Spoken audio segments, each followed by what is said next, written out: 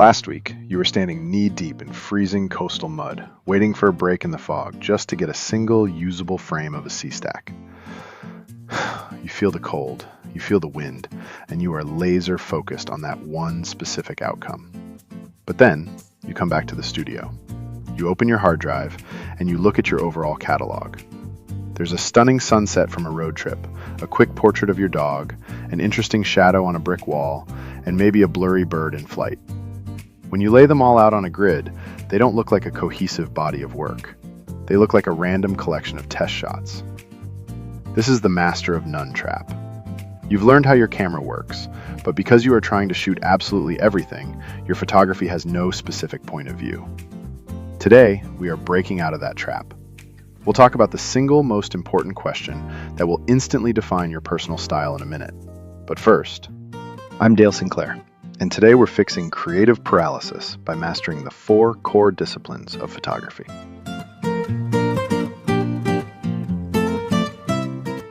Up until this point in the curriculum, we have treated the camera as a machine.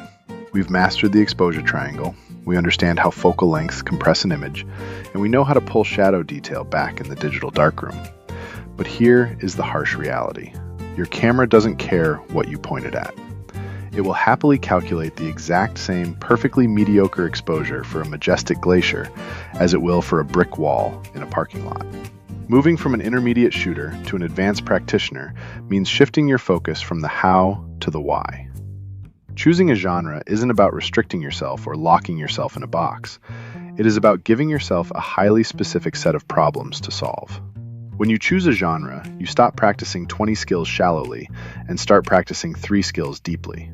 Depth creates mastery. Different genres require entirely different mindsets, different ways of managing light, and completely different ethical codes in the field. Let's break down the big 4, starting with the one that demands the most patience. Landscape photography is an exercise in surrender. In a studio, you are a dictator. You command the light. In the wilderness, you are a beggar. You cannot move the sun. You cannot stop the rain. You simply have to wait. Technically, your biggest enemy in landscape photography is dynamic range, the extreme difference between the brightest sky and the darkest shadows. The human eye handles this easily. Your camera sensor panics. This is where your technical foundation pays off. You are constantly reading the histogram to ensure you aren't permanently blowing out the highlights. If the dynamic range is too massive, you are utilizing exposure bracketing, taking multiple frames at different exposures to blend later. And then there is depth of field. We want everything sharp, from the rocks at our boots to the mountains on the horizon. This requires understanding hyperfocal distance. In plain language, if you focus on the mountains, your foreground will be soft. If you focus on the rocks at your feet, the mountains will be blurry. The hyperfocal distance is that mathematical sweet spot, usually about 1/3 of the way into your scene. When you focus there, at an aperture of f8 or f11, the physics of your lens bend the light to keep the maximum amount of the scene acceptably sharp. But technical sharpness means nothing if the viewer can't comprehend what they are looking at. A mountain is just a triangle of rock until you provide scale. Advanced landscape shooters actively hunt for anchors, a lone tree, a distant cabin, or a hiker in a red jacket. By injecting a recognizable, human-sized element into the frame, you force the viewer's brain to calculate just how massive and wild the environment truly is. Advanced landscape composition isn't about the rule of thirds. It's about foreground anchors, midground pathways, and background payoff. And finally, there is a strict professional code here. In the wilderness, we practice leave no trace. We do not trample delicate alpine flora to get a better angle. We do not bait wildlife, and we practice the honest frame. If the golden light wasn't there, we don't paint it in with generative AI later. We can remove a distracting dust spot on our lens, but we do not digitally insert a dramatic sky that never existed. We document the earth as it presented itself. If landscape is about surrendering to the environment, portraiture is about manipulating it to reveal human psychology. Here, the technical challenge is shaping light. You need to understand the practical reality of how light travels. If you place a subject right next to a window, the side of their face nearest the glass will be brightly lit, and the other side will fall rapidly into shadow. If you move them just 3 feet deeper into the room, the light on both sides of their face becomes much more even. You don't need to memorize the inverse square law of physics. You just need to know its practical effect. Light loses its power incredibly fast the further it travels. Moving your subject or your light source by mere inches completely changes the emotional tone of the image. Modern mirrorless cameras have given us a massive advantage here with AI-assisted eye-tracking autofocus.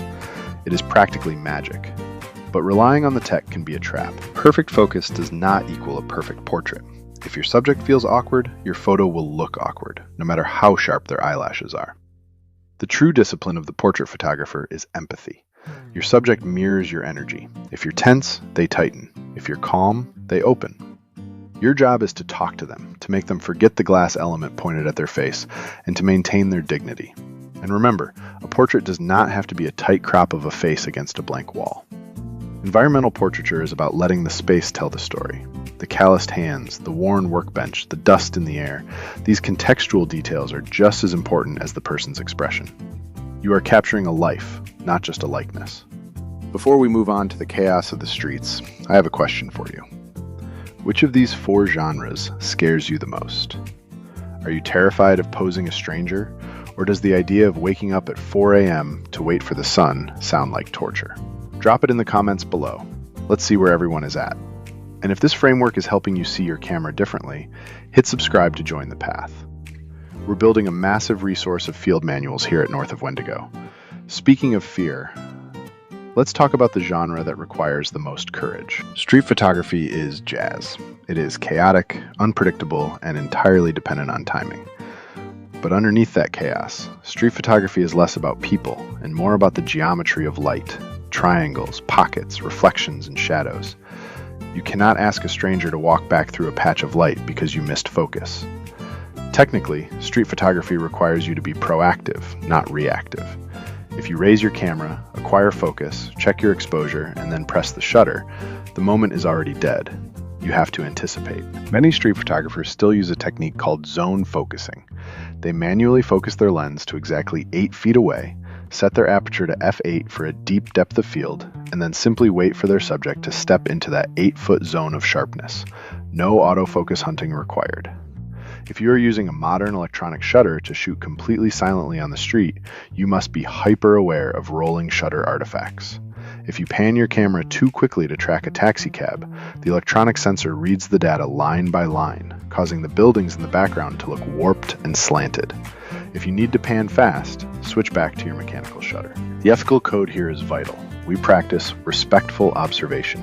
In most countries, photographing people in public spaces is legal, but legality is not the same as dignity. We are documenting the human condition, but we do not exploit vulnerability for likes. We do not photograph people in moments of private tragedy or public humiliation. We observe, we frame the geometry of the city, and we capture the honest truth of the moment without interfering. Finally, we zoom all the way in. Macrophotography is the exploration of the hidden world.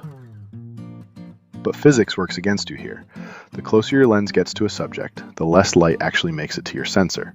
And simultaneously, your depth of field, the slice of your image that is in focus, becomes microscopically thin. Even at an aperture of f16, if you are inches away from a subject, your plane of focus might be the width of a single grain of sand. To combat this, macro shooters rely heavily on artificial light, ring flashes, or small LED panels to blast the scene with enough light to allow for fast shutter speeds, and they rely on absolute physical control. At macro distances, the vibration of your own heartbeat can ruin a shot. Tripods or advanced in-body stabilization become essential, and to fix the depth of field problem, advanced practitioners use computational photography, specifically focus stacking. Your camera takes dozens of images in rapid succession, shifting the focus forward by a millimeter every time. In the digital darkroom, AI software seamlessly merges only the sharpest parts of every frame into one final image that has an impossible, infinite depth of field. It is highly technical, deeply precise, and entirely distinct from any other genre. So back to the open loop from the beginning.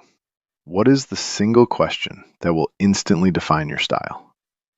The question is, what am I willing to suffer for? Are you willing to freeze your hands off waiting for a landscape sunrise? Are you willing to feel the social anxiety of pointing a lens down a crowded street? Your genre is hidden inside the discomfort you are willing to tolerate. Your field assignment for this week is designed to break your habits.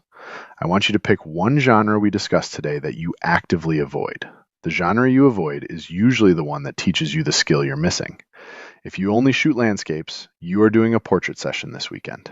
If you only shoot your pets in the living room, you are going out to shoot street photography. Take one camera body and lock exactly one lens onto it. Do not bring a camera bag. Do not bring a zoom lens. Every genre has a focal length that shapes how you see the world. For landscape, grab your ultra-wide 16mm. For street, lock in a 35mm. For portraits, grab your 85mm. Locking that specific lens onto your camera forces your brain into that visual language. Apply the specific mindset of that unfamiliar genre for 48 hours. By forcing yourself into a specific discipline, you strip away the distraction of infinite choices. You stop looking for something cool and start hunting for a specific result. And you'll realize that these disciplines cross-pollinate.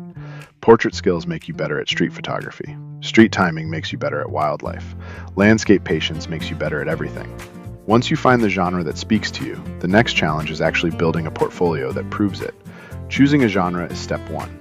Proving it with a cohesive portfolio is step two. How do you transition from single, disconnected shots to a powerful, unified gallery?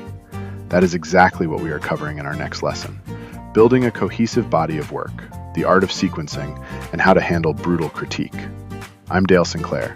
Restrict your gear, expand your intent, and I'll see you on the path.